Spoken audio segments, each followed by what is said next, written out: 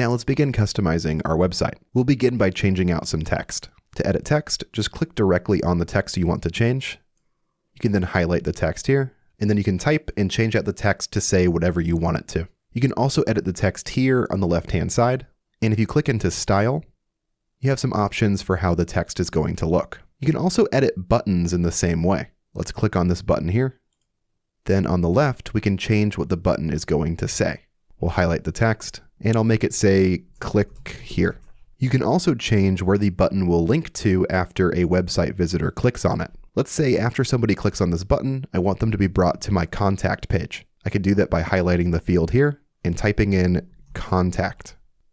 My contact page will appear here, and I'll click on it to select it. Changing out images is also super simple. Let's scroll down to a section on our website that includes some images, and we have one right here.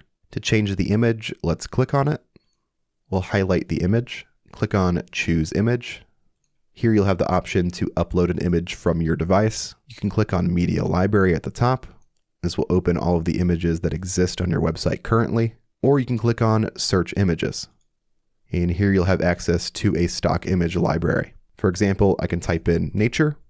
I like this image here, so I'll click on Insert. And there we go, that image has now been updated on the page. We can also add in new containers and elements to our pages very easily. To add in a new container, let's scroll up and we'll find this pink pop-up here. Go ahead and click on this plus icon. That's going to add in a new container.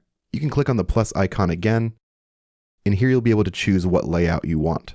I'll go ahead and select the grid. I'll choose my structure. Now let's add in a new element. Go to the top left and click on this plus icon. And here we can see all of the different elements that we can add. We can add in text, an image, or a video, for example. I'll go ahead and drag in some text and drop it here. And later on, if you decide you don't want this container, you can easily delete it by clicking on the X icon.